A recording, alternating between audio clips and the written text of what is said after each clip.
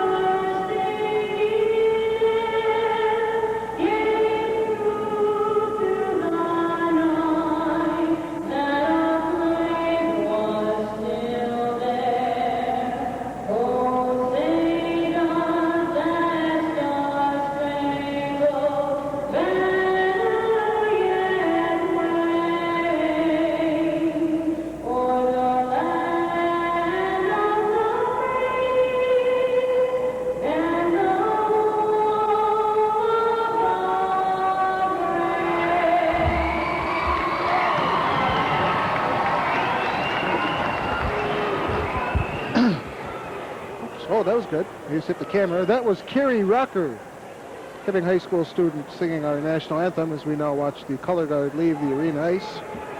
And we're just about ready to start here. We'll have the sportsmanship song, and then we'll be getting underway. As both teams will now congregate around their respective goaltenders. And we wait for the... Here's the sportsmanship song, played on tape tonight because the band isn't here as they have a previous engagement. The Blackhawks finish up against Hibbing tonight and play tomorrow evening against, I believe, Chisholm Cook. I'm not sure exactly if that's correct, but that's what I think they will open the playoffs February 15th against the Babbitt and Barris Knights. Should they win that game, they'll probably face off against the Chisholm Cook team in the playoffs. And should they get through that one, they'll play again in their third round game in the playoffs against, right here, against the Hibbing Blue Jackets Hibbing assuring themselves of home ice for the playoffs, and also with a win tonight, it will be the first time in the history of Hibbing High School hockey that they will have finished the Iron Range Conference schedule undefeated. John Tingstead says, let's play hockey. I'm all for that. How about you, Lance? I'm ready to go, Steve. Well, this ought to be an interesting game. The two teams met early in the year in Aurora, and Hibbing came out with a 5-3 win. Got quick 5 goals, kind of, left the arena a little early towards the end of the second period. In the third period, Aurora Hoyt scored 3 goals. Kind of like the joke about the two teams played football, and in the fourth quarter, Tremont blew its whistle. The one team went home, and 6 plays later, the other team scored. Well, anyway, that's kind of what happened. Hibbing kind of fell asleep, and the Blackhawks scored 3. And we're underway now. Puck back into the Hibbing zone. Jim Monticelli in goal tonight for the Jackets. In goal for the Aurora Hoyt Lakes Blackhawks, John Jerkovich. Now the Jackets skate out. Here comes Steve Terrell with Pat Zabachnik. And Joe Terrell will just dump it in the zone. Attempted check, just kind of shimmied aside the Aurora player. Now Aurora tries to skate out. Player falls down. Now it's held in, and they come out to center ice, where it's intercepted by little Pat Zabachnik. Zebo turns and comes into the zone. Sends it out to big Steve Terrell. He's bumped off the play by number 18, Brian DePaulis, and puck comes all the way around, and no icing as it's waved off, as I believe Hibbing was the one that cleared it around the boards. Puck back in the Jacket zone. Over here to Zabachnik. He just dumps it out to center ice, where number 17, Tim Hawkin, has the puck, and is really, really leveled by Steve Terrell. And we have an offside called on the Aurora Hoyt Lakes Blackhawks. I think, Steve, tonight, if the Jackets come out flat, Aurora might have a chance tonight. Anything can happen on any given night, and but I think if Jackets come out and play the game, they played all year, I think they'll come out ahead tonight. I definitely, if you look at the schedules on paper, this is a definite Hibbing victory, but stranger things have happened. Dick Ratai told me before the game, I had a long talk with Dick before the hockey game, as Monticelli clears that to the side. He said his team's now finally starting to score, and they've been putting the puck in the net. They just lost a tough one Saturday night to Greenway 6-5 in overtime. So Aurora Hoyt Lake's starting to play a little better hockey. This could turn out to be a good game. This is a rescheduled game. And the game that was supposed to be played on, I believe, the 17th of January. It was a cancellation because of snow and bad weather. Oh, a shot goes right off the pipe as they beat Monticelli off the draw. Now puck's over in the far corner, loose by Stavnis. But the Blackhawks control back to the point. Quick shot by Tim Olsen. The straight here, Monticelli tips it up and now gloves it and will hold on as the Blackhawks put on early pressure. Nice shot by the defenseman there by the Aurora Lakes. Timmy Olsen got a nice shot on goal, but a good job by the Jacket defenders. Only one shot on goal, and then the two defenders, Hardy and Stavnis, clearing out. That's goaltender likes to see that. Only takes the one shot, and then defenseman coming out and clearing everybody out. Well, my director just informed me that it was the 21st of January when the game was supposed to have taken place. And we're now playing it, of course, on the, what is this, the 9th of February? Something like that, anyway. 10th. Okay, I'm all wrong. I'm sorry. Now the Blackhawks play with the puck behind their own net. Out to the near boards comes Tim Hawkin. He tries to clear it out and just get it by Hardy. Down comes Mike McNulty. But it's icing as the puck beats McNulty over the extended red line. This program is brought to you in part by Sullivan Supply, Pro Sports, and Northwoods Ford. It's been a fast skating game so far, and the Blackhawks have taken the play to the Jackets here early. They've gotten some shots from outside. They've had the better shots so far. Let's see if it'll last up for them. Of course, the Jackets complete the regular season this Friday against the Superior Senior Spartans here in the Memorial Arena. We'll be here to bring you that one also. Puck shot right back in the Hibbing zone. Back behind the net. Gosted controls and comes out the near boards. But it's intercepted down there by number 14, Marty Whippler. His shot is back out to the point. Now held in nicely at the point by Pat Mishmash. He has trouble with Zabachnik, or Pascuzzi. Now they bump and they tie it up, and the puck is held along the far boards on a face-off coming up to the right of Jim Monticelli. Right now, Jackets not playing like they did during the first few games that we broadcast and saw. They're not forcing a play. They're not forcing the issue. They're kind of lax going into the zone and maybe a little lax coming back right now.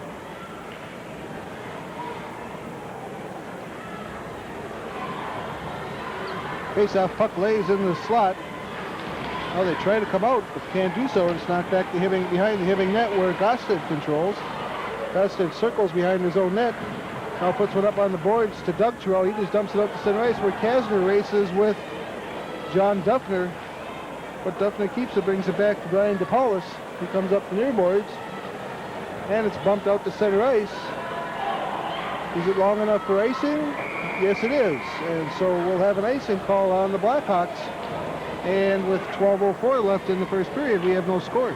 Boy, it's easy for a first-place club, to play a last-place club and come out flat. And it's tough to get that out of your mind that you're playing a last club team. And Jackets got to get that out of their mind and start playing their game. And they'll do well tonight if they do that.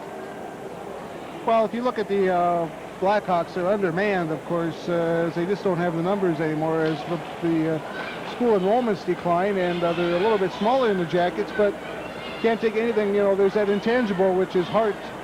And these kids have been playing good hockey. They're playing with a lot of intensity, and after almost beating Greenway the other night, anything could happen here tonight.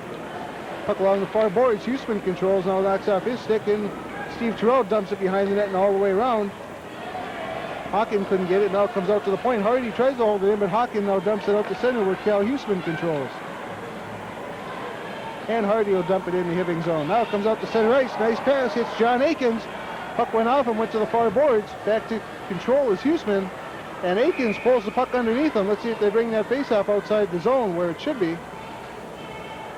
But they will not, I believe, and they'll have faceoff to the right of Monticelli. Akins pulled that puck underneath him, got away with one. Kind of flat playing right now by both teams now. Passes aren't connecting and kind of just ramming the puck around the boards. And it's in every game, the first period is always little butterflies flying around you, and everybody wants to get out there quick and get rid of those. Now we have a delayed offside on the Blackhawks. Faceoff coming outside the zone. This could be the first Hibbing hockey team to ever go undefeated in IRC play, and I don't know if that's a factor in this game, but it just seems a lot slower than the game we had the other night against International Falls.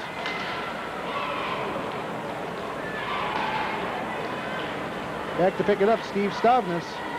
Puck goes off at Aurora stick and out of play. Faceoff will come outside the zone, called outside the zone by Gager, excuse me. And the faceoff comes out just outside the Hibbing blue line. Mishmash is questioning why, went off an Aurora stick. And the puck will come out, the faceoff will come outside the zone. Now it's batted ahead, that should be a hand pass, and it is. So another faceoff, so a very slow start, 11:03 left here, Lance. Tonight's officials, Mike Gager, Mike Barley, and linesman Robbie Stone. Rod Stone. Rod had a tough one Friday night. He did a B-squad game here and then had to race over to Chisholm and do a Chisholm-Greenway game. So he had a tough night Friday night. But he's back again. That should be an offside on the Jackets, and it is. And faceoff will come out just inside the Hibbing red line. Yeah, tough night tonight too. I think he did a B-team game before this one. Yeah, no travel tonight, but he did a B-team game. It's there's a definite lack of officials in this area, and because of that, guys are having to double up, and it's can't be a lot of fun to have to do two games back-to-back. You get about a 20-minute rest. And tonight, with the Zamboni breaking down a little bit and having a little trouble, they gave him a little extra time to rest. As they continue to have Zamboni problems here in Hibbing Arena. They always have had for as long as I can remember, and it just continues.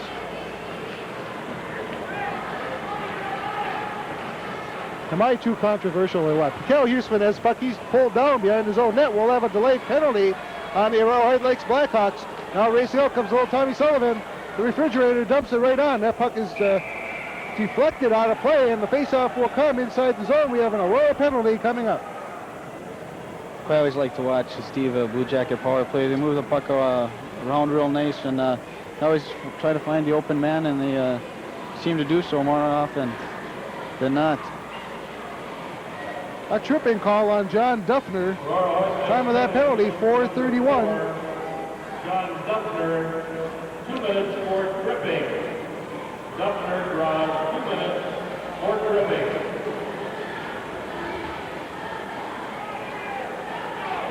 John Jerkovich, the Aurora goaltender, actually lives in Tower, but of course Tower not having a hockey team, he's allowed to to come over and play hockey for the Aurora Hoyt Lakes Blackhawks, and he's been a welcome addition. He's only a sophomore, but he's a fundamentally a pretty sound goaltender, and with a little seasoning, he should become tough. Now there's a quick shot on that just Jerkovich may have just got his pad on. Comes out of the corner, Johnny Rue right in front to number 4, Gosted. Big save by Jerkovich, hard up in front, and now the Blackhawks will shoot it all the way down the ice. Nice save there. Jerkovich held his ground. Now back to pick it up, Steve Terrell. He trips over the extended red line. Now turns around and goes back. Must be a little bit too much paint on that near boards there on that red line as he went flying as he came across the line. Now coming out to center ice comes Johnny Rue. Rue over to John Schwartz. Schwartz backhands it to Rue. Rue looking for somebody to set it up to. Gives it back to the point to Terrell. Terrell to the other side to Paul Girardi. He whistles a shot through traffic. Deflects away. Now Jerkovich bats it around. Goes behind the net where it's picked up by number 10, Mike McNulty. He gets it up ahead and they bat it out of the zone. That was number 8. John Shuck. Now Mishmash back quickly, almost skates the Jacket player off the puck, now loses it. And up to center ice comes Johnny Schwartz with Steve Terrell. Schwartz ridden off play, bumps the puck into the zone now. Terrell races to the net.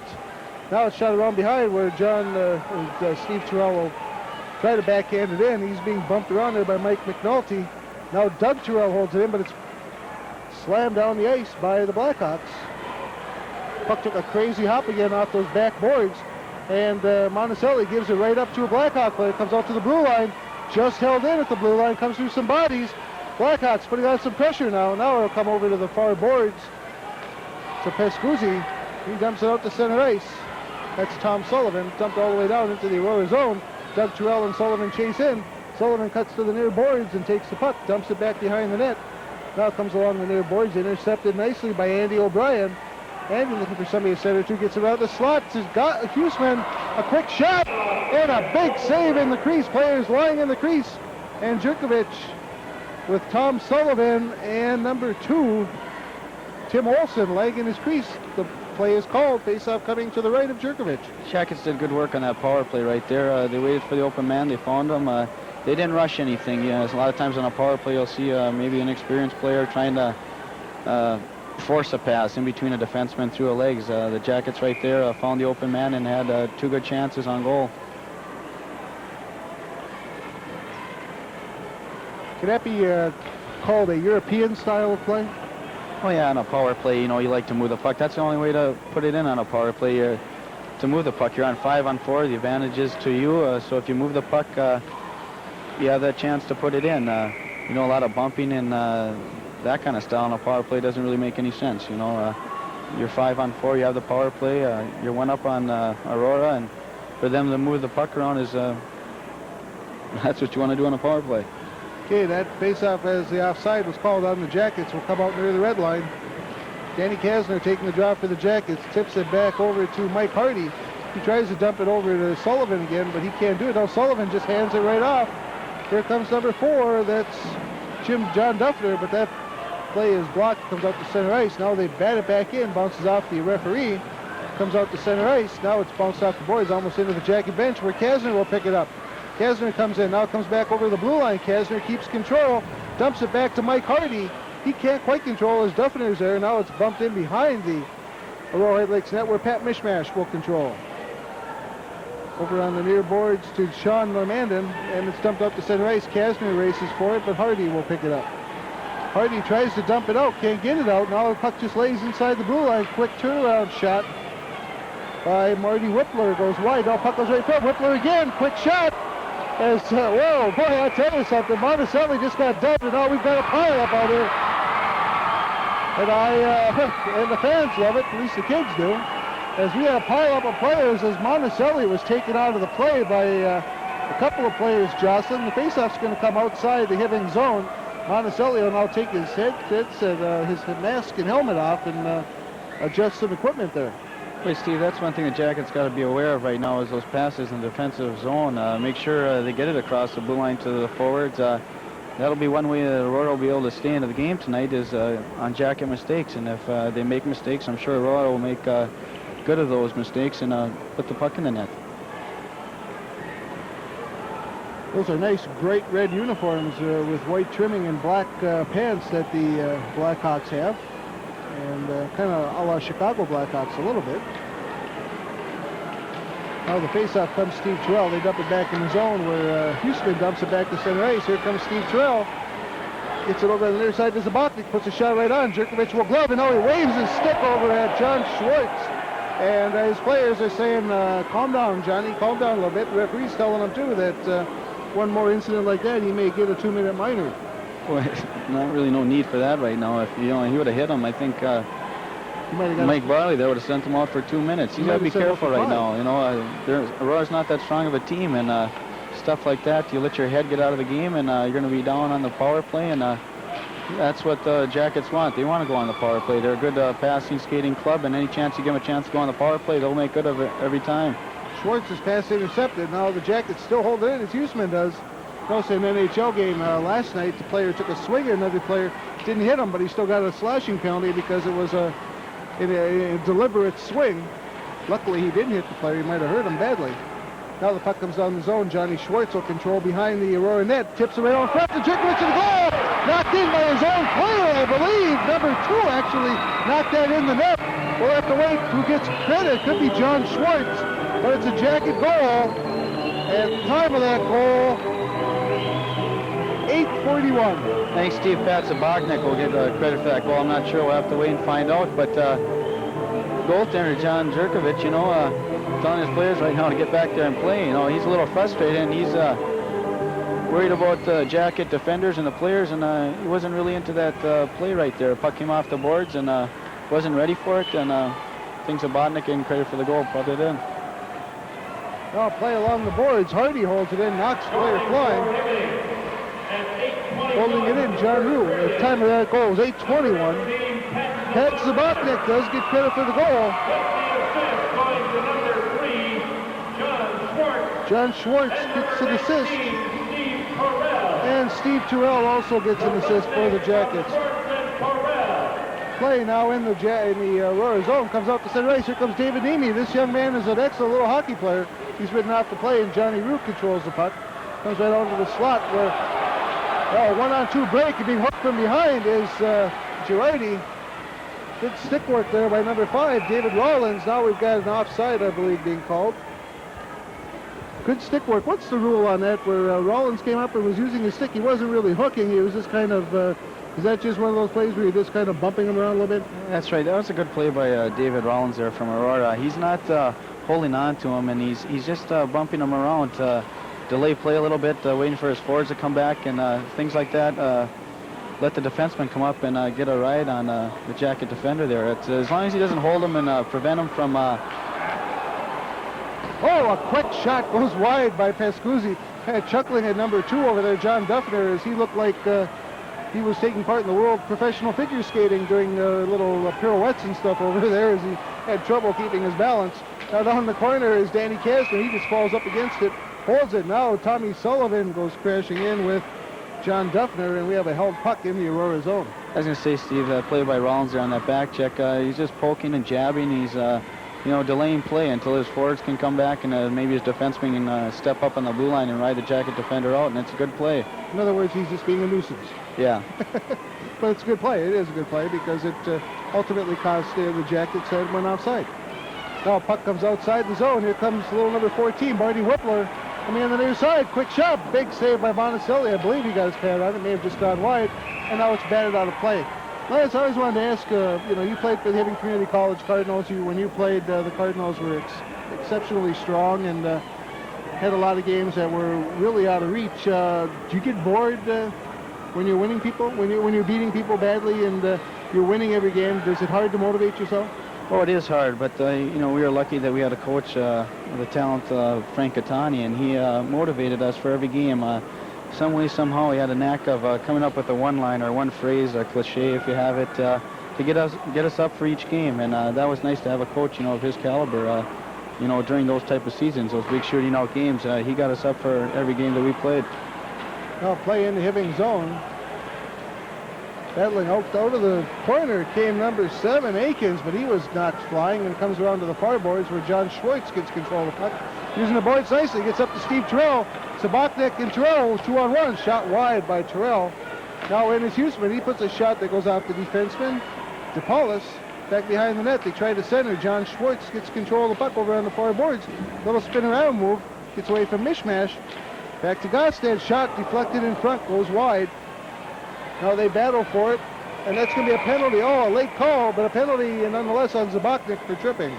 The Jacket forwards using their points well now. Aurora Hoyt Lakes Blackhawks are, their defenders are in a little tight now, and then which makes it helpful for Jackets forwards to get that puck out to the point. They're using the points well tonight. Time of that penalty was Zabachnik, 10:41. Do you think the Jackets might have trouble getting motivated? They seem to have been able to handle everybody. Is that a motivational problem in this game, maybe? It might be, but you know, you have a coach like Billy Olson around, and he can motivate players. And the captains that the Jackets have, you know, you don't give that seat to just anybody. And those are the players you look for to motivate the club. And the Jackets have a few good ones. Okay, so the Blackhawks go on the power play, but the play is in the Blackhawk end right now. And dumped all the way down by Mishmash, goes wide of Monticelli. Back to get it is Hardy. Now it'll come out near the blue line where number 10, Mike McNulty, will pick it up. It's knocked down in front. Hardy controls. Takes the puck around, looking for somebody to dump it to. Now he just gets it over to Stavnis. He wanted to belt it all the way down the ice, but he lost control. Now he just bumps it down, and it'll go into the Blackhawk zone. Down there is Johnny Rube. Now they face it out the center ice. Long pass, pretty useless pass. Comes in, Hardy brings it in. Quick shot is blocked as Girardi. No need on the power play for that long lead pass, as it was easily intercepted by the Jackets. Now John Rue controls. Rue puts a weak shot on that's blocked at the defense, and out comes Marty Whippler. Marty Whippler. But he has the puck knocked off his stick. Well, the elbow play right back to Whippler. Oh, number 10, Mike McNulty, all around, had the open net. Puck dribbled off his stick. They sent it back in front again. And Monticelli decks the Aurora player coming in on goal. Boy, Monticelli threw a nice check. Nice back check by Danny Kasner there. A lot of times you'll see players back check halfway, and that's why you do those skating drills in practice. You always see skate back check to the post, and Danny Kasner did on that occasion. And Kasner now dumps it in. He'll go to the bench. It'll be player change. In forechecking nicely, Doug Terrell against Mishmash. Now the puck comes out the near boards, and they'll be bumped all the way out. Now they get across the blue line, just driven all the way down by Whippler. Now he fans on the play at the blue line was Tim Olson. He's had a little bit of trouble here tonight. Now it's back in the zone. Here comes Sean Lemandin. He's ridden off the puck nicely by Huseman. Doug Terrell comes out with Steve Terrell. Here's Zabachnik on the right. And a late whistle and an offside call. One thing the Blackhawks didn't do on that power play is when the shots did come from outside around the point, they didn't convert on the net, and that's one thing the Jackets do well. Every time there's a shot from the point, you see at least one, maybe two players converting on the net. And when the shots came from outside during that power play for the Blackhawks, you had wingers outside on the corners, and they can't be there during a power play. Now the puck comes back in the zone. Tim Olson controls, dumps it up to center ice where Steve Stavnis will control. And now it's John Schwartz. He's taken off his stick by number 5, I believe. Yes, it was number 5, David Rollins. Now play in the Jacket zone. Goes around behind the net to Steve Stavnis. Stavnis tries to get over to Pat Zabachnik. Can't do so. Holding on to the puck is Nimi. Gets it out in front. There's a quick shot. Goes wide. Drilled by Mike McNulty. Monticelli may have gotten his glove on that shot. Now it comes out of center ice as Hawken can't hold it in. And play is around the Hibbing blue line where Joe Gostad controls and gets it over to Stavnis. Now ahead to Schwartz. Schwartz and Steve Terrell. Schwartz dumps it in. The Jackets make another quick change up here as Gostad comes in and bumps Hawken. Now Huseman over to Girardi, and the Jackets wind it up in center ice. Here comes Big Paulie Girardi. Motoring into the zone. Shot deflected just wide as he's taken out by John Akins. But John Rue controls. Rue behind the Aurora net. Dumps it over towards the point. There's a quick shot. We have a delayed penalty on the Blackhawks coming up. Huseman holds it into the zone. Now Akins gets control, and we have a penalty with 1 Actually, 59 seconds left in the first period. A penalty on the Blackhawks. Not a good penalty by the Black. Oh, I think the Jackets are going in. Well, he delayed it, and Monticelli had left it up. Now he calls the penalty. No, it's not on Hibbing. He had the wrong guy, wrong 8. As Girardi went in there, couldn't figure out why. Now we got the right man in there. That's number 8 for the Blackhawks, John Shuck. That's the second time we've seen the wrong player go in the box this year.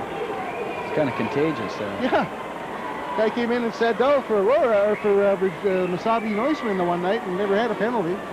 Time of that penalty, 14:01. Johnny Shuck taking a penalty away from the play, and we see that quite a bit once in a while. Player's not in the play, and it's a dumb penalty. It really is. You know, it's not in the play. There are good penalties. You know, sometimes on a breakaway you want to trip up a player, maybe to take away a goal or something like that. But away from the play, not a good idea. Oh, it looked like Hughes Gosted lost the blue line there, but no call. The Jackets controlling the zone. They tried to convert. Skating rail fresh up the goal. Paul Girardi on a great assist from John Schwartz. Nice pass by Johnny Schwartz and Paul Girardi. Sometimes it's not how you play with the puck. It's where you are with, when you're not around the puck. Paul Girardi outside of the crease, outside of the Aurora Hoyt Lakes defender, and when he saw the opening, Schwartz hit him, and Paul Girardi breaking into the opening in front of Jerkovich there and put it at home. 14 seconds into the power play, the Jackets make it a 2-0 hockey game. John Schwartz will get one assist. Let's see if there's another one given. Beautiful passing play from Girardi and Schwartz here. John Rue also gets the assist, so that line does a great job. And make Hibbing a 2-0 lead here with 32 seconds left in this first period. That's a beautiful power play goal, just waiting on the outskirts of the crease, and then Paul Girardi broke in and got the pass from Johnny Schwartz. And goaltender had no chance at all on that play. Now it's tipped in, almost gets it out to Sullivan, who was breaking on the net. Now they try to hold it in, can't do so as Huseman is roughed up along the boards. Tommy Sullivan late getting out, and the faceoff will come outside the zone. With 17 seconds to play, faceoff coming up near the red line. This program is brought to you in part by Manny Shopper, Faboni Sausage Company, and Erickson Music Center. This program is brought to you on HCCB Cable Channel 2, community television for the Hibbing area. Now comes back in the Hibbing zone, misplayed by Huseman, dumped ahead to Tommy Sullivan. They now have a little trouble and bump it on. Comes number 8, John Shuck. Now it's backhanded out towards the point where DePaulis holds it in, but now the Huseman will try to skate out, can't do so. That's the end of the first period. Hibbing 2, Aurora Lakes nothing. Here's Lance with a recap. First goal of the first period was scored by the Hibbing Blue Jackets, Pat Zabachnik. Assist went to Johnny Schwartz and Steve Terrell at 8:21 of the period. Second goal by the Hibbing Blue Jackets, Paul Girardi, nice power play goal. Assist went to Johnny Schwartz and John Rule at 14:15 of the first period. Waiting for the stop in the first period. Here they come. For Jerkovich of the Aurora Lakes Blackhawks. 9. Monticelli 3. So that's the end of the first period. Hibbing 2, Aurora Lakes nothing. Second period action coming right up.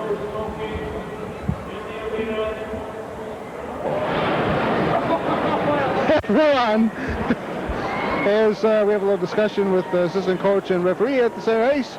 2-0 Hibbing at the end of that first period. We had a mistake in the saves. Jerkovich only had 5 saves, not 9, as we had said. A little error in communication there. 5 for Jerkovich, 3 for Monticelli, and Lance, Matt Christensen, UMD Bulldogs, is in a hospital in Duluth tonight. He played on this Aurora Lakes Blackhawks team.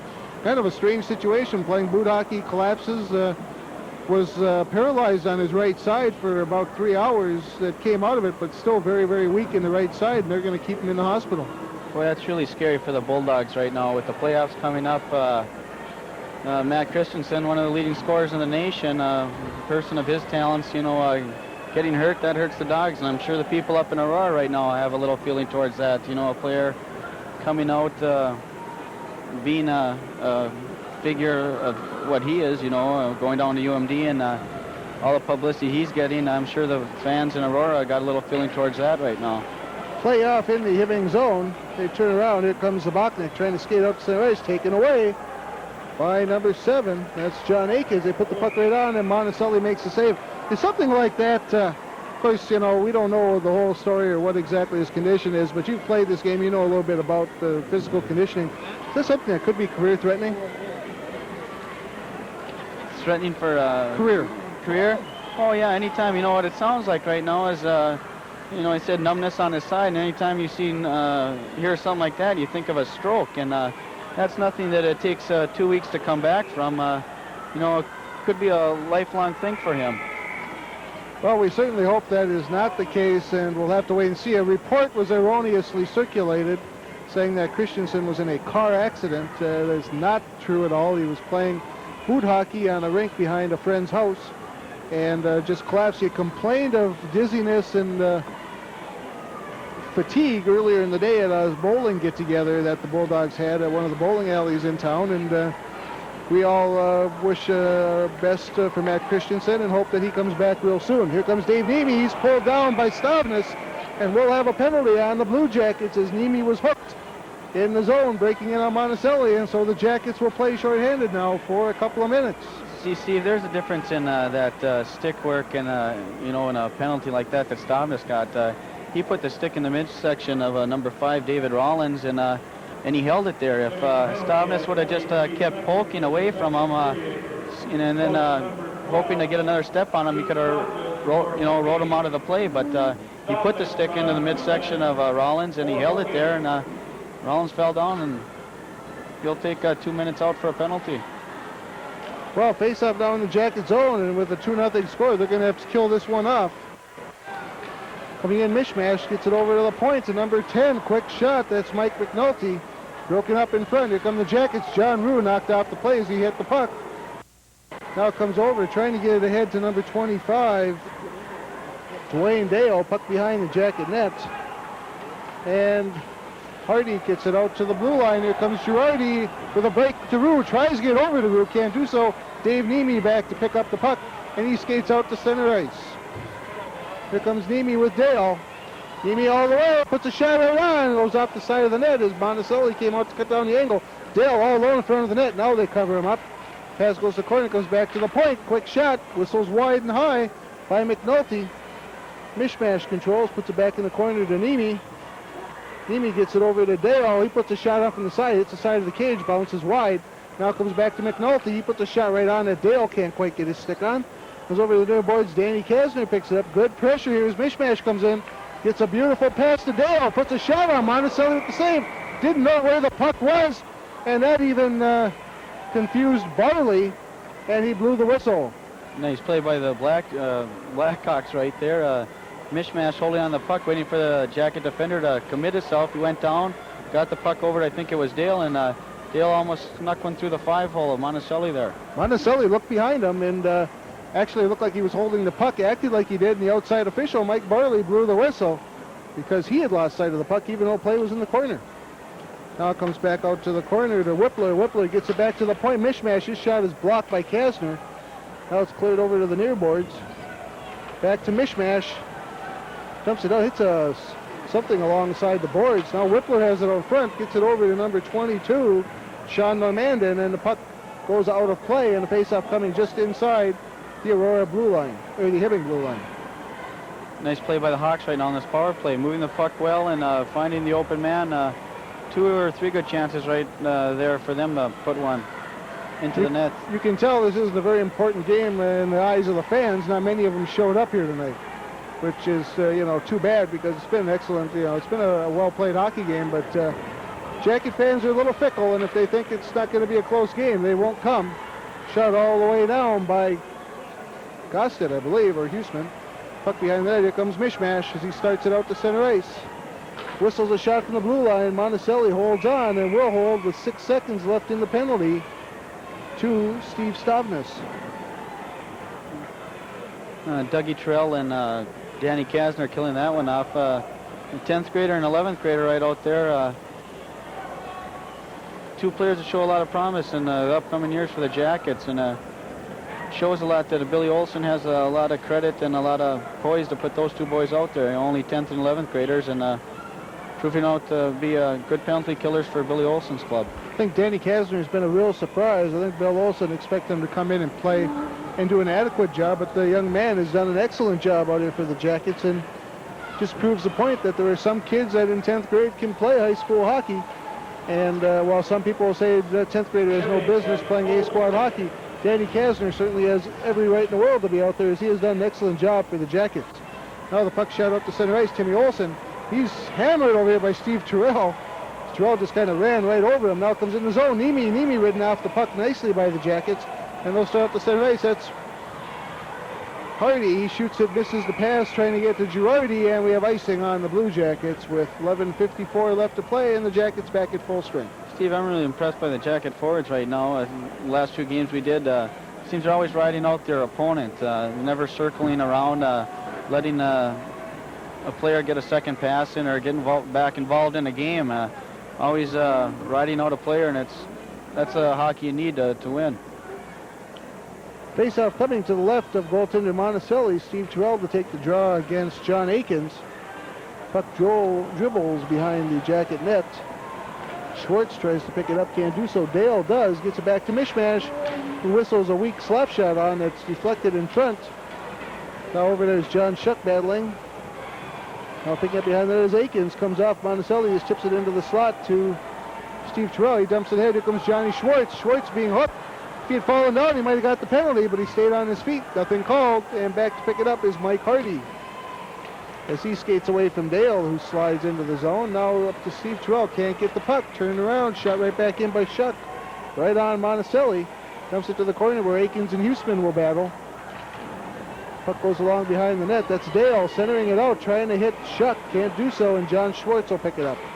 Schwartz now head to Terrell, held in at the point nicely by Pat Mishmash, but now Johnny Schwartz will skate up to center ice and get it over to Pat Zabachnik. Now it goes into the corner. Shot all the way down the ice. We'll have an icing call on the Aurora Hoyt Lakes Blackhawks here, as they shoot it all the way down the ice with 10:49 left in this second period. Good job by the Jacket defenders there. Not too many shots coming from inside on Monticelli. The defenders for the Jackets are clearing out, not more than a couple shots from outside, and I don't think he's had more than 2 or 3 from inside. Face-off dribbles down into the corner, back behind the net. Paul Girardi will pick it up, looking for somebody to center as he's ridden off the puck nicely by Tim Olsen. Now coming out of the corner, drop back to Girardi as he falls down in the corner. Over to pick it up, Andy O'Brien. Little Andy O'Brien really flying out there. Gets it over to Girardi, but it's taken away by Olsen. Tipped out, nice hit. That's going to be a penalty on Pascuzzi. He came in a little high. I believe we have a cross check possibly on an elbow. Penalty on Pascuzzi. Interference, they'll call. I don't think the Hawks right now are strong enough to skate with the Jackets 5-on-5, and if the Jackets keep getting penalties, and give that opportunity to the Blackhawks, they give them a chance to get back into the game, and they got to watch out for the penalties right now because the Blackhawks do move the puck well on the power play. Interference penalty on Tom Pascuzzi at 4:35, and the Jackets will once again play short-handed. Hawks put on good pressure. But here comes Johnny Rue as he skates it into the Aurora zone. He's now falls down in the corner. And pucks right out the center. Johnny Rue in the Hawk zone. Puts a little move on, trying to get it over to Stavnis. Can't do so. Hardy back as the puck comes into center ice. Dumped ahead right off the stick. Kanemi, he turns and comes out to center. Just dumps it over to Hardy. And Hardy bumps it right on goal. Oh! Deflected off of the defenseman. Mishmash almost went into, as Jerkovich moved one way. Puck just went wide of the net. Now a little dive by Mishmash as he tries to draw the penalty. Can't do so. We'll give him a 5.6 on that one for that dive. I give him a 9. Give him a 9. Well, Greg Louganis is in no danger, however, of losing his Olympic gold medal, but that was a heck of a dive. Now the puck goes straight up in the air, comes back into the Hibbing zone, where Hardy will race. Little kids. I hate little kids. Okay, puck in the corner.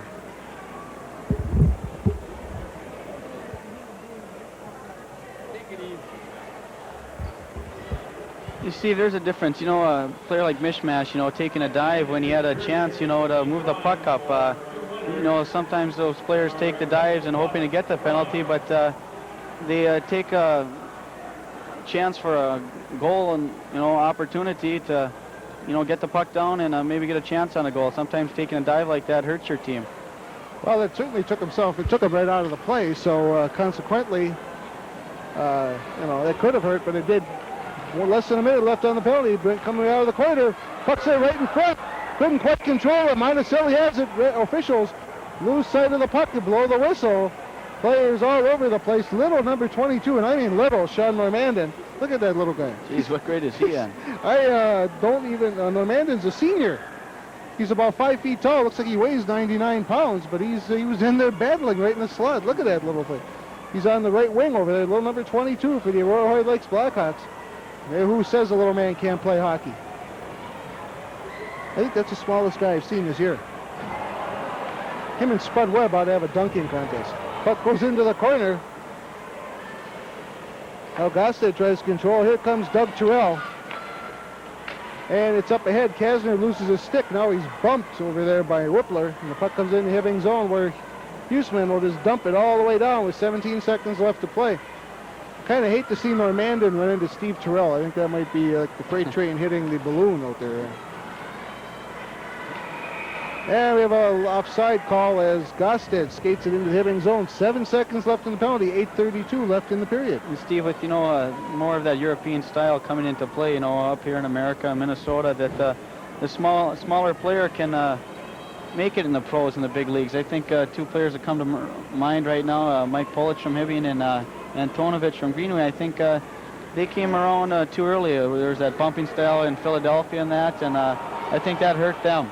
And a goal, first time on the ice. Lane Hovland shoots and scores. Hovland coming up off the B squad team. And the Aurora Hoyt Lakes Blackhawks with a power play goal. Get right back into this one. Lane Hovland gets the goal, number 41.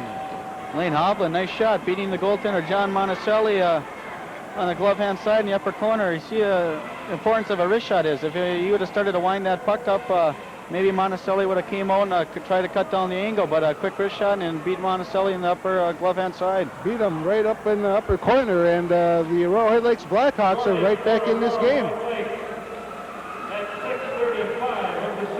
6:35, the time of the goal for Lane Hovland. Now a quick shot by Schwartz is deflected wide by Jerkovich. Dave Nemi gets the assist. So it's a 2-1 hockey game now, and the Jackets are in another dogfight. Comes out to center ice. Here comes Nemi again. Dumped around the boards to Stavinus. Now comes up to Schwartz. Schwartz ahead to big Steve Terrell. He gets by Mishmash but hits the deck. Schwartz fires a shot hard, and it goes outside the zone. And it's not able to control it. Was Girardi. Now the Jackets change up quickly. Up the center, tried to come Hardy, but he gives it right away, and it's back in the Hibbing zone. Hibbing getting careless, but out in front was Dale all alone, couldn't get the puck to him. Now Rue loses the puck, kicks it ahead to Andy O'Brien as he goes after his stick. Andy O'Brien knocked down. 1-on-1, here comes Aikens. His shot is blocked in front by Hardy. Now it comes up the center ice, Andy O'Brien. But a poke check, and now players flying all over the ice as we have some big hits. Aikens puts one on. I think we have a penalty. Boy, Steve, that's all. Checking from behind on John Aikens, the penalty. That's all Aurora needs right now is, a little goal like that, 2-1, get them back in the game. And a goal like that, a team that's not as strong as the Jackets, that can really boost a club like Aurora up right now. And getting a goal like that, the momentum may shift to Aurora's side, and sometimes a team can start playing out of their heads, getting into a game against a top club like the Jackets, sometimes you can play out of your head. That's a checking from behind penalty on Aikens, and that hurts the Blackhawks' momentum for a little while as the Jackets go on the power play. Steve Terrell, Gosted, Rue, Girardi, and Johnny Schwartz out there, the high-flying penalty unit or power play unit for the Jackets. Get it over to Gosted. Gets it ahead. Johnny Rue controls. Pass was for Girardi. Girardi couldn't control. Rue takes it down. Skates around behind the net looking for somebody to pass it to. Two men in the slot. Nobody watching the right point. Now it comes back to the left point. Terrell, he whistles a little weak wrist shot that comes outside the zone. Nobody at that blue line to hold that puck in as nobody covered the defensive position. And Steve Terrell back to his own blue line now races into the Hawk zone. Tries to get a pass over to Girardi. Can't do so as Terrell went down. Gets up slowly. He skates gingerly, passes it right in front, and Terrell will skate all the way out of the ice. Thought maybe Terrell was going to come off as the Jackets quickly change up. Here comes Danny Kasner on, gets a pass up ahead. Kasner tips it in the Hawk zone. Kasner loses control now behind the net as David Nemi controls, and now Terrell will go to the bench. Keep your eye on Steve Terrell as he looked like he was shaken up a little bit on that play. Now Andy O'Brien tips it back behind the net where Kasner races along with number 2, Tim Olson. Big hit over there, gets back to the point to Doug Terrell. Skates in, wrist shot, deflected in front, just wide by Kasner as he was parked in front of Jerkovic. Now they get back to the point. Doug Terrell on this side of the ice this time holds it in. O'Brien almost played it with a high stick. Decided it's better not to do so. Huseman over to Doug Terrell, kind of loses it for a second. Now puts a shot on that Jerkovic sees all the way in gloves and hangs on to with 19 seconds left in the penalty. You saw it twice during that power play, Steve. Jacket defender coming in, hoping to get a pass inside, and it didn't come his way, and then nobody covered up for him. I don't know if that's their style of play on the power play or not, but somebody should be coming back to cover that position. If the defender doesn't get a pass, he should rotate and get back to that point because, if the Hawks try to ice it, they can get a one-on-0 very easily off something like that. Well, in the past, I've seen the Jackets cover that point, and this time they just never did. Now Terrell with a quick shot, and it's rolling loose in the crease. Couldn't get their stick on it. Now Terrell will shoot again, hits the side of the net this time. As that puck was headed in, but it just rolled and stopped dead in the crease. Now a quick shot by Hardy, just dumps it in. Now right in front, cleared to the side as the Blackhawks come back to full strength.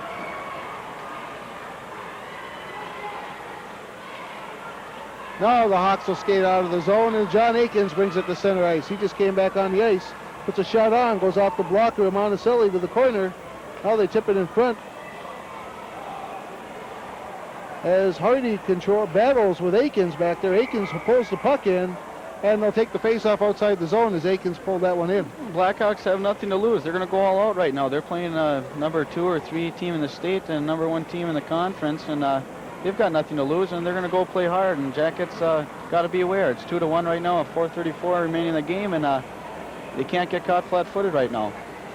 If anybody was looking at the Hibbing paper last week, the local celebrities or local sports people who were supposed to know were giving their selections. Hibbing will play in the first round if they win the Region 7 tournament, Section 7. Hibbing will play Section 8. And that looks right now to be the War Road, I'm not even sure what War Road's nickname is, but the War Road team, as they have gone undefeated this year, the only undefeated team in the state of Minnesota. They have 1 tie and 17 or 18 wins. And right now, they beat the Grand Rapids Indians the other night 5-0, so they are a team definitely to be reckoned with. And it could be that the Jackets will beat them. Now Gosted loses the puck at the blue line, but back quickly to cover up. Now it rolls loose, and Gosted picks up. Now rolls off the skates of Zabotnik. Steve Terrell's offside as the shot's knocked in by Stavnis, and we've got a couple of players tied up in center ice. It's number 5, David Rollins, and number 4, Joel Gosted. Boy, a game that we thought, coming into you and me, Steve, coming in here, we thought it might be a blowout, but turning in to be quite a good game tonight. Yeah, it started slowly. Jackets jumped out quickly, 2-0, but here the Blackhawks have closed it to 1 with the only goal here. And Hibbing could really use a late goal here now to give them a little breathing room again. Now comes over on the near boards. Here comes Johnny Rue racing in on the far boards, looking to pass. Nice move by Rue. Puts a shot right on, just deflected wide. Over here to Pescuzzi, puts a shot right on, deflected again, right in front. Rue with the shot to goal! Johnny Rue was falling down, just reached out with his puck and tipped it over goaltender Jerkovic. There's that late goal. Jackets now lead 3-1.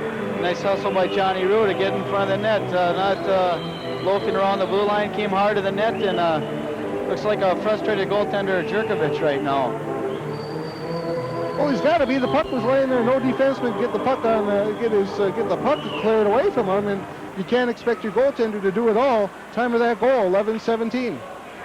Andy O'Brien doing a little work in front of the net, moving around, and boy, when I see a goaltender shake his head like that, boy, it keeps skating around the crease and try to get his attention so far off the game that they could pump him in all night.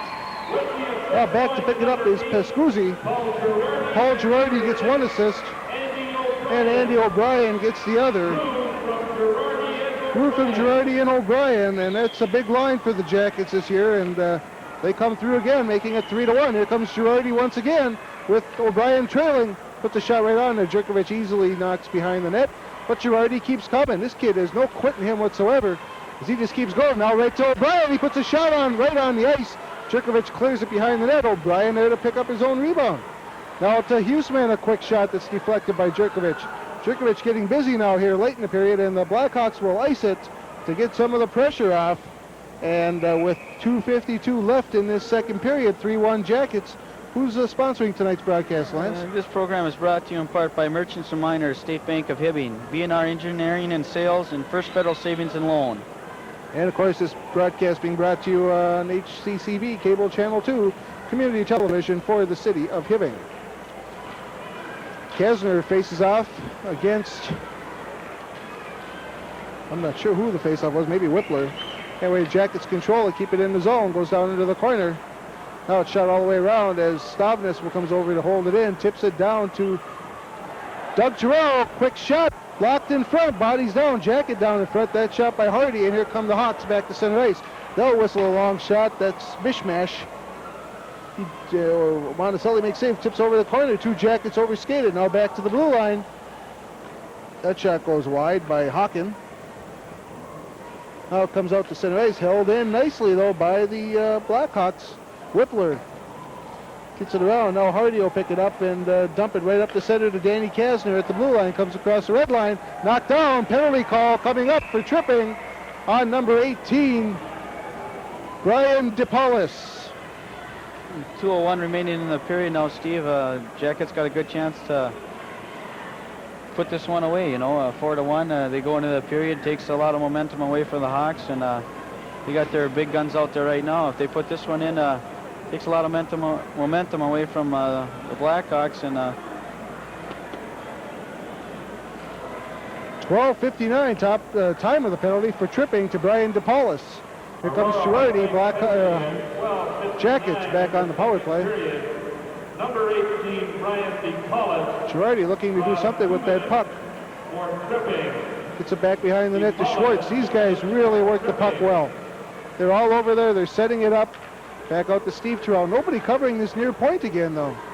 The Jackets have everybody floating in. Nobody covering the point. They must be going with the one-man system with 4 floaters around the rim. And a goal! Johnny Schwartz just tipped the puck over, and somehow it got past Jerkovich into the net. And the Jackets have another power play goal. I'm not sure how that got in the net, Lance. Jerkovich not holding close to the point, the post there. Anytime that puck goes around behind the net, it's important for that goaltender to hold the post.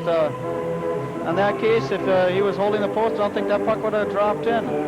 Well, there was a Jacket right in front who actually wound up in the net after the goal, and I think maybe Jerkovich was a little concerned about him. That's the Jackets' second power play goal of the night.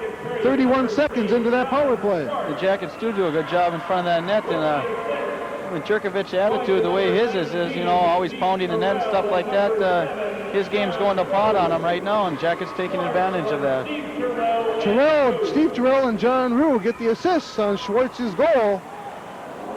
And the Jackets now lead 4-1 as they've put 2 late ones on in this period to take a 4-1 lead. Big shot by Huseman is off the heel of his stick. And out to center ice come the Hawks. That's Rollins. That's offside. Puck bounced off. Pascuzzi came outside the blue line. Rollins skated right back in. We've got 1:06 left now. Boy, Steve, I always like to see a goaltender like Jerkovich. I thought if I could get a player anytime off his game, I thought the advantage went towards me, and Jackets are doing that now. Well, this Girardi, Schwartz, and Rue have really had a good night. Girardi scored the second Hibbing goal from Schwartz and Rue. Then we had a goal by John Rue from Girardi and O'Brien, Schwartz from Terrell and Rue.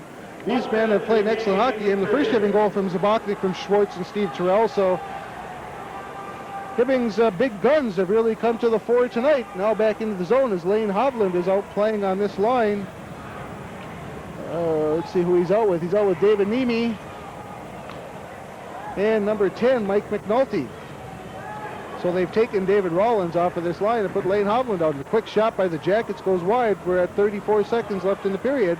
Stavnes, and that's not Stavnes, that's number 11, Sanborn. It's Hibbing's 4th line now on the ice. Sanborn, Dilla, and Chad Walters. Puck comes over on the near boards where number 10, Hardy, will pick it up. Mike Hardy tips it over. Stavnes dumps it outside the zone. And with 14 seconds left to play, we have a tie-up along the near boards, and we'll have a face-off outside the Hibbing blue line. It's been a interesting period as the Hawks came out quickly early and cut the lead in half to 2-1. But in the last 4 minutes of this second period, the Jackets have taken back control. The Jackets have been doing that all year, you know, down a goal or up one goal. They never have a time during a game you've seen where they get laxed or anything like that. They're always pressing hard, and they don't let not too often, they don't let them beat themselves. You know, if a team beats them, it's good for them, but the Jackets never beat themselves, it seems. And that's the end of this second period. Hibbing leading 4-1. Here's Lance with a recap. Scoring the first goal for Aurora Hoyt Lakes Blackhawks was Lane Howland.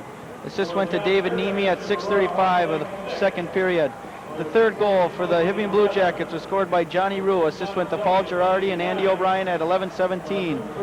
And the fourth goal, also scored by the Blue Jackets, Johnny Schwartz. Assist went to Steve Terrell, and Johnny Rue has a power play goal at 13:30. Saves in that period. The Aurora Hoyt Lakes Blackhawks out shooting Hibbing.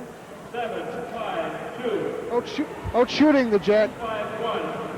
7-5-2. 6 saves for Jerkovich, 9 for Monticelli in that second period. We'll be back with third period action. 7-5. She's good looking. Holy. And here we go.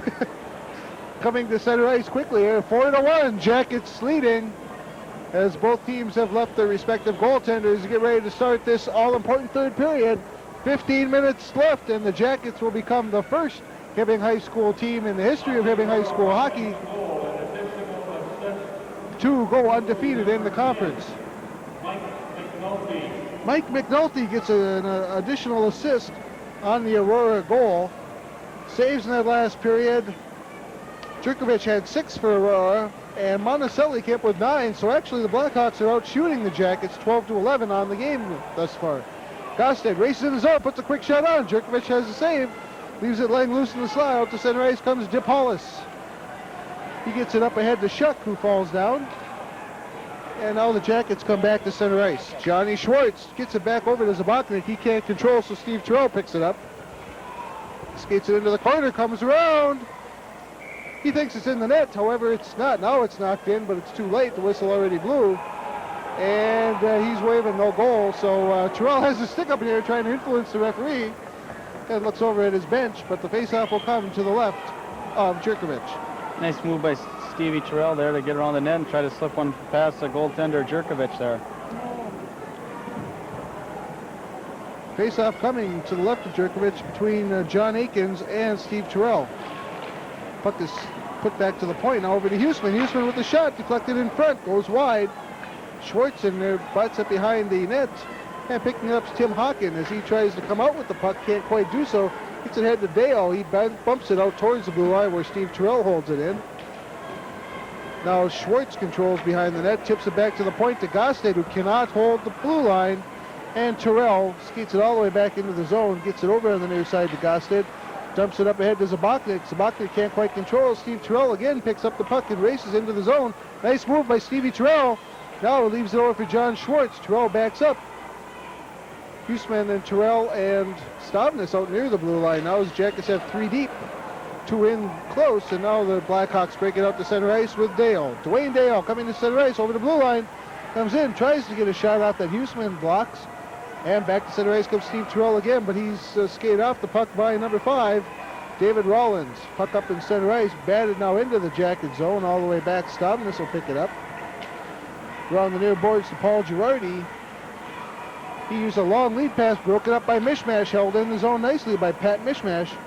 Now Girardi will control again along near boards, and he's hammered by Rollins. Rollins came in high. We'll have a penalty for elbowing to number 5, David Rollins.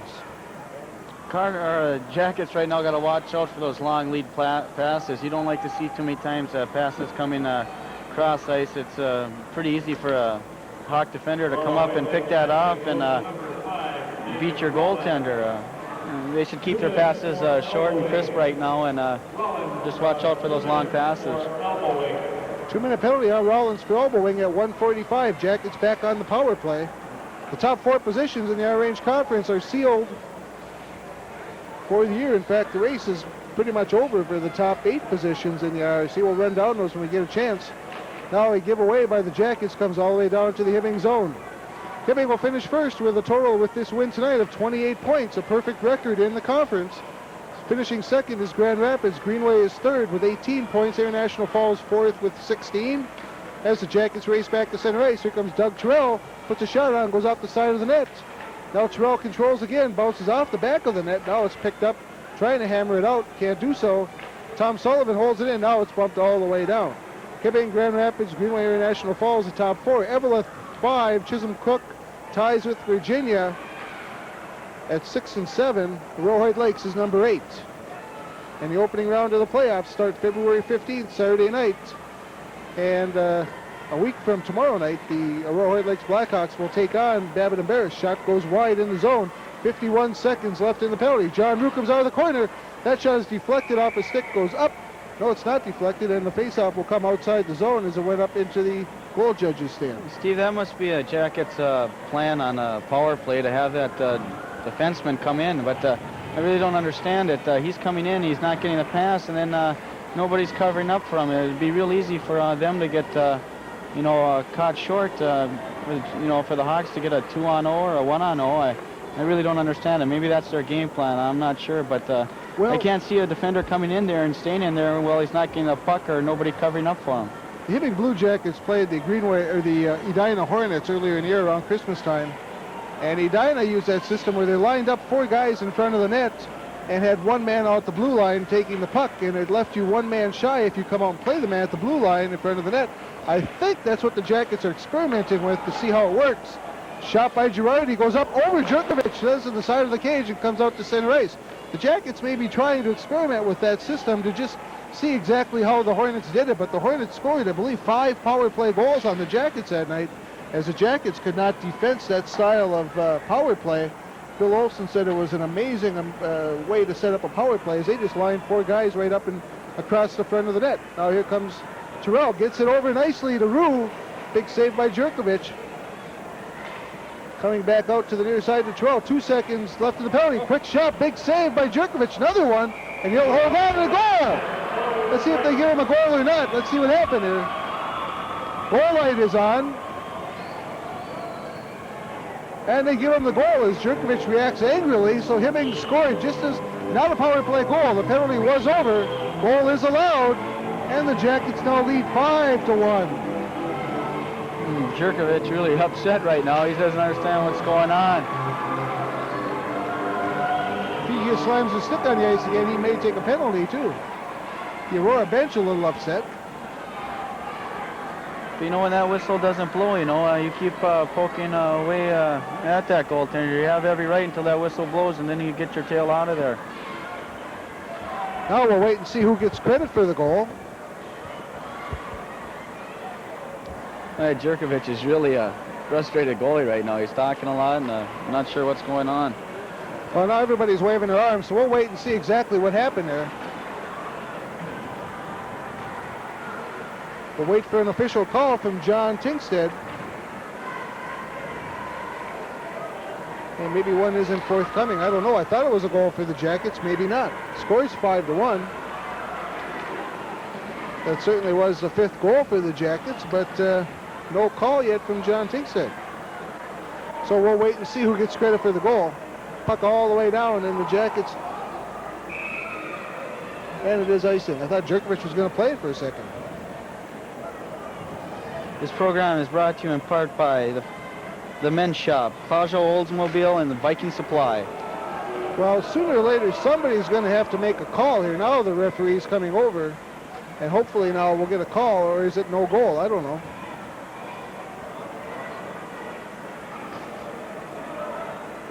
It looks like it's either going to be Joel Gosted or Chad Walters. Let's see now.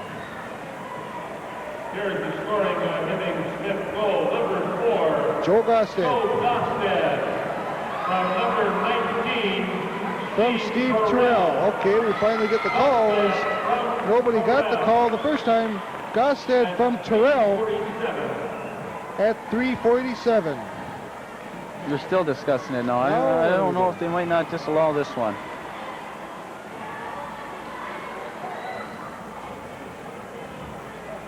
Well, now we're going to have a Hawk player over. They're checking out the something. I don't know what's going on. We'll have to wait and see. We're not privy to this inside stuff, but Mike Yeager there straightening things out from Greenway. I'm not too sure what the conflict is here. No, now they're showing it to Branko Davidovich and to somebody over there. I don't know if it wasn't a goal or what the situation is, but we've got a stoppage of play here. I think for the most part, I think, well, they're running some time off the clock now. Okay. But why Aurora would want time to go off the clock is beyond me. Evidently, we were late starting the clock there, so we're going to run some time off the clock. I suppose they want to get home at a decent hour. I know I do. Geez, 4-1, still a pretty close game. Any time you can pick up 3 goals. You never know when defense is going to lax up or what may happen, but geez, I don't think Aurora should have went over and told him to take time off. Well, we're down to 10:43, so we lost about, 50 seconds on that stoppage of play. Face off in the Hibbing zone. Shot right on, deflected wide by Monticelli. Now we'll come out to center ice. Dumped all the way back. Stavnis will control, bring it up himself. Drops it back for Girardi. Nice shot. Off the glove of goaltender Jerkovic, as he's totally shook now, and that's goal number 6 for the Jackets. That was a strong wrist shot by Paul Girardi. Didn't wind up or just got the puck, got the feed, and geez, just a couple steps inside the blue line, let a hard wrist shot go, beating Jerkovic on the glove hand side. Steve Stavnis brought the puck up, brought it inside the zone, dropped it back to Girardi, skated in about 5 more feet, and lifted up a hard wrist shot at the 4:32 mark. You and I are big proponents of that wrist shot. Nice to see that done. He could have wound up in a slap shot, probably would have wound up in the 18th row. Instead, he just used a nice little wrist shot and puts it by Jerkovic off his glove. A lot of players aren't strong enough, to take that wrist shot from outside. Paul Girardi just blasts one up in the upper corner. Now playing center ice. Huseman picks it up and dumps it in the zone. Second goal of the game for Paulie Girardi. Held it at the point nicely by Pescuzzi. Stavnis gets the only assist. And Girardi has goal number 2 of the game. His first one was the second Hibbing goal. Now he has the 6th Hibbing goal. These two teams could conceivably meet again should Aurora Hoyt Lakes beat Babbitt and Barris and Chisholm Cook in their first 2 Section 7 playoff games. They could meet here in about a week and a half or so. I'm not exactly sure of the date, but they could be battling again on this ice. So this could set up, it's got to play on the Hawks' mind if they have to play Hibbing again. Geez, we played them twice. We couldn't beat them. Now O'Brien controls and gets it over on the far side to Pescuzzi. Held in nicely by little number 22, Sean Lermandan. As now Huseman controls, dumps it off to Chad Walters, who gets it eyes to get over to Troy Dilla. Dilla can't control. Just found out last week that Dillas are my neighbors. So they've lived there for a long time. I've lived at that same house all my life, but yet we just realized recently we were neighbors. Now Dilla over in the corner gets it over to Gosted. Now Gosted skates it out of from behind the net, brings it up, just puck rolls off his stick, and Walters will control and dump it all the way out. Puck goes right on Jerkovic. He'll just tip it a little bit wide. And now Pat Mishmash starts it out, but this should be icing on the Blackhawks with 8:37 left. Oh boy, I don't know. There was a run there taken on the Jacket player. No penalty or anything. I didn't exactly see. Well, now I guess we will have a penalty on the Blackhawks as he deliberately took a run at the Blue Jacket player. And that was a, he should, I'm not one that can complain. That's a pretty cheap blow right there. He should get a 5-minute penalty for intent to injure. Yeah, the whistle's going to come up and stuff like that. And it looks like, geez, I don't know who it is. Number 18? Number 14, Marty Whippler. With the skater going off right now, number 18, Pat Zabachnik. That's the second checking from behind penalty on the Blackhawks tonight. I might have thought about giving him 5 for that one. That was deliberate. That was a very deliberate and very deliberate cheap shot. And he's coming off the ice. The Jackets having a few words with Whippler, and I wouldn't want to be Mr. Whippler when I step back out on the ice. Like I said, I was going to take a run at him, but You know, it's this tempers are high right now. It's the end of the year. The game really doesn't mean anything. It's 6-1. You get a lot of players sometimes like that, Steve, that just, not the courtesy, but just don't have the sportsmanship of the game. The game's out of hand right now. It's 6-1, and I don't think Aurora's, you know, their season, you know, they got to look to maybe next year right now. And boy, to take a shot like that when, you know, the Jackets have their second half of the season coming up is really a cheap blow. And the player went off the ice. Did you see the number of the player for Hibbing that went off the ice? I think it was Pat Sabachnik. Pat Sabachnik. Well, that doesn't help things at all. Zerbo's a good little hockey player. We'll see what happens. Puck comes across the front. Jackets control. I'd like to see the officials get a little tougher with kids when they do that stuff, and if they nip it in the bud right now, it probably wouldn't happen again. Big shot by Schwartz. Deflects off the glove of Jerkovic. Could have very easily given him a match penalty or a 5-minute penalty anyway for that call, but again, they only gave him the 2, so that's a judgment call. Now breaking it out to center ice. Here comes number 4, Duffner. Duffner back checking nicely Joe Gosted, and the Jackets come up with it, but there's Sean Normandin again, the little guy. And now the Jackets will start out the center with Johnny Rue. He tries to get over to Steve Terrell. He went under his stick, goes down behind the Blackhawk net. Now they pinch along the far boards, tie it up along the boards. Puck comes free. Here comes Gosted, walking right in, shoots wide, hugging the post nicely was Jerkovic. Now Rue hammered on the boards. Now a Hibbing player dumped right in front. That's Gosted. Puck is knocked off his stick. He comes back and runs at number 4, John Duffner. The game's getting a little bit rough here in the late stages as the Hawks chip it up a little bit as they, you know, if you can't, I don't know what the saying is, but anyway. Run with the dog. Run with the dog, something, I don't know. It's too bad to see this happening, but Iron Range Conference is a tough conference. These teams come in here and take no prisoners.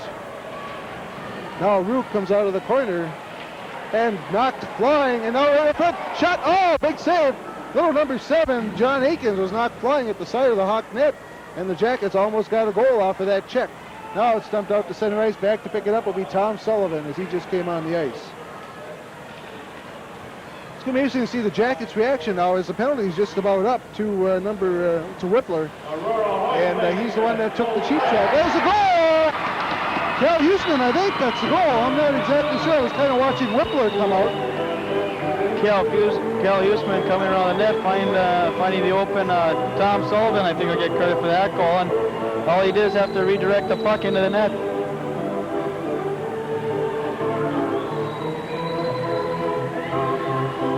Well, that's where goals happen, right in front of the net. And Tommy Sullivan there, and just having to slide the puck past the goaltender Jerkovic. Well, we'll wait for the official call, but I kind of watched Whippler come out. While I was watching Whippler come out of the penalty box, the Jackets scored. At 8:25, Tommy Sullivan.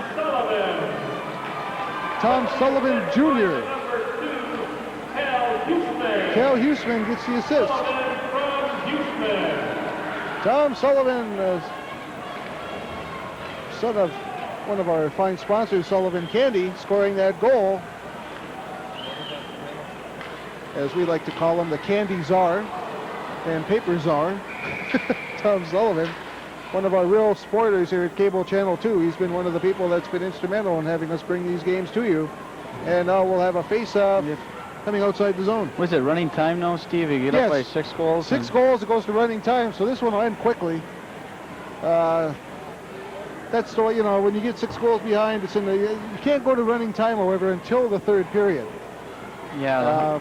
That's just to say because the team can be behind the 2nd period by 6 goals and still come back and score and make it interesting.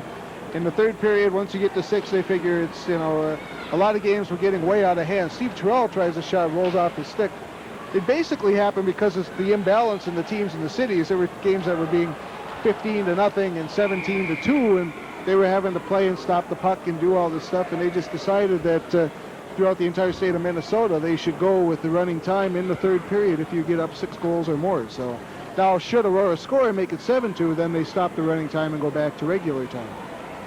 Face-off coming to the right of goaltender Jerkovic, who hasn't played all that badly, but really got shook on the goal by the Jackets. Now a shot by Steve Terrell. He put every move in the book on and then shot wide. He was frustrated by that one, but Steve Terrell, a super hockey player. Now in the corner, John Schwartz, as Mike Sanborn's on, taking the place of Pat Zabotnik on this line. As it was Pat Zabotnik, evidently, that was injured on that running down after the whistle had blown. I think that any time a play happens after the whistle is blown, that you ought to give a minimum of a 5-minute penalty because play is stopped. It's almost like a dead ball foul in football. Now skating out comes Cal Huseman. Puck knocked off his stick, right back in the zone, offside. And the faceoff will come just outside here on the near side of the ice of the Hibbing blue line with 3:59 to play and counting.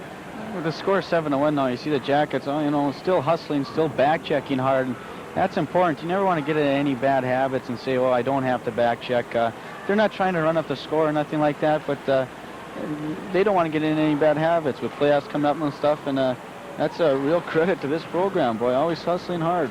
You know, it's one thing that's always angered me is people say, "Well, geez, he ran up the score." How do you tell a kid not to score? You tell him to skate all the way into the zone, go around the net, and then shoot it back down into your own end so you don't score? No, you let the kid score. And if the score unfortunately becomes 7-1 or 14-1 or whatever, you just don't go out and tell your kids, "Okay, we don't score anymore," because they pick up a bad habit now that can carry over into the next game. Gostad tries to hold it at the point, can't do so. Comes back to John Rue. Now Rue just wheels and turns out of his own zone as we're under just down around 3 minutes now. Paul Girardi, strong hockey player. Nice pass back to the point to Hardy. He overskates it, just backhands it down into the corner as he was taken out by number 29 out there, Ellen Akins. Now Gostad controls this Hovland. He's just going to try to tie it up over there, and they'll get the face-off to the left of goaltender Jerkovich with 2:45 and counting. Boy, Steve, I can't get over how small that Sean Normandin is for Aurora. Here he comes right now. And he mixes it up in the corners. He's not scared. He gets in there and he roughs it up with the big boys. Really impressive for a little guy like that to go and do the things he is doing tonight. I like seeing those little guys. He's just, he's a little hustler out there. He's, he's not afraid. He's lined up there right next to Steve Stavnis, and Stavnis, he came up to about Stavnis's chest. But look at him, he just jumped under a check by Doug Terrell and shoots on Monticelli. Well, if you can't go over him, go under him, I guess. Now he tried to send it out, and it comes outside the Hibbing blue line as the Jackets is clear at the center now. 2 minutes left in this hockey game. Back goes Pescuzzi along with, here's the fellow that took the run, Whippler. And that would be nice to see the Jackets just kind of, you don't really want to ignore a cheap shot like that, but just kind of let it go by because, we don't want to see any of your Jackets disqualified, and it's just good sportsmanship to let it go. Now, big check, and he's staying down. That's number 5 out there, Danny Kasner, and he is down and holding his head. He'll took stop that the shot clock for this one here now. Yep. When you have an injury, the clock does stop. Boy, did Danny Kasner get nailed. That he came in, I think he had his head down a little bit, didn't he? Yeah, I think he did too, Steve. It's important, that's when a defender will make his move to hit you. That's one thing they're taught, in the squirts and the peewees. As soon as that head is lowered, if he keeps bothering you, just reach over and belt him one, okay? That's our director over there. He likes to get involved in the broadcast. I was going to say, Steve, as soon as a defenseman's taught in their early years, as soon as that forward lowers his head, he steps up and he'll drive his shoulder right into him. And, might be a costly injury for the Jackets right now, but got to keep that head up at this level of play, boy. Was that Duffner that hit him, or was it Whippler again? Probably Whippler again. Probably. Yeah, why not? That was not a cheap shot. Now we're going to change goaltenders, I think, is for the last minute 29. We'll see the little guy. Look at this guy. This is another little one. Willie Collins. And now they're calling for a couple of Jacket players, as I think Kasner hopefully only had his bell rung, but now Steve Terrell and Sanborn will come out and help him off the ice. Boy, this has been a costly hockey game for one that was totally meaningless. The Aurora Hoyt Lakes Blackhawks coming in here with a 1-10-1 conference records. The Jackets will finish the conference 13-0, 28 points total, as one of their games was a 4-pointer. That's the maximum amount of points you can get during a year in the conference, and the Jackets have completed the year undefeated.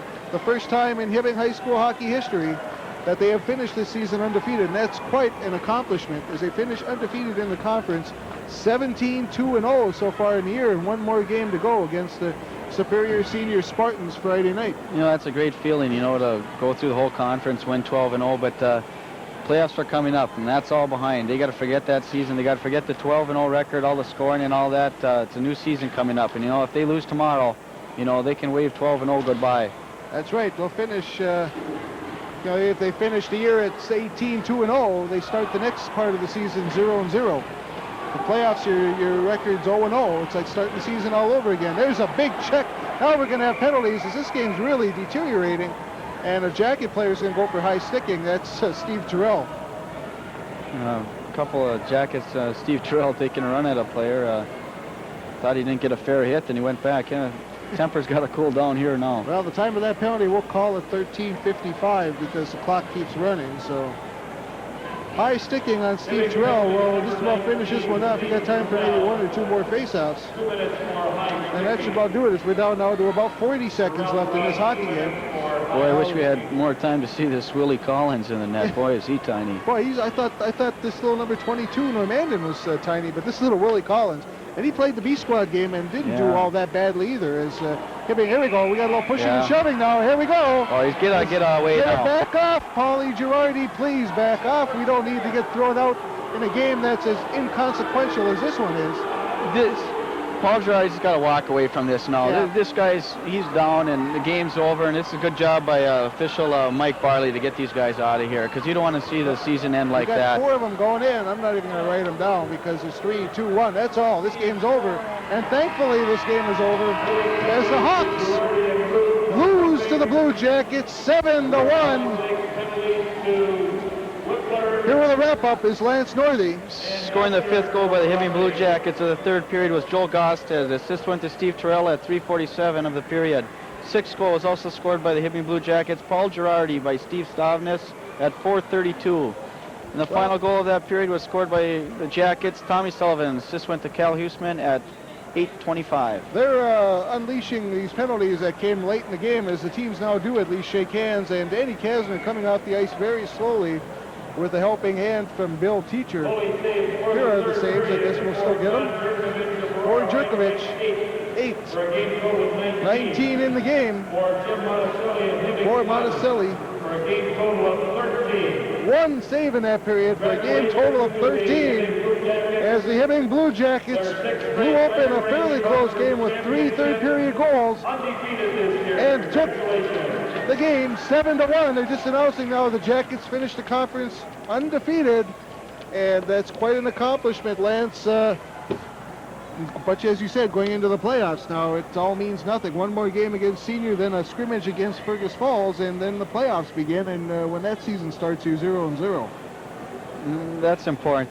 He said before, you know, it's a whole new season. It's the second half of the season, and they've got to come out strong. All the scores, you know, all the awards, you know, that's all gone for them now, and we'll see how strong they can be during the playoffs. Friday night, we'll be back here this coming Friday for the Superior Senior Hibbing High School game as Hibbing closes out its regular season schedule. Join us on Cable Channel 2. We're very glad you came in tonight. You tuned in.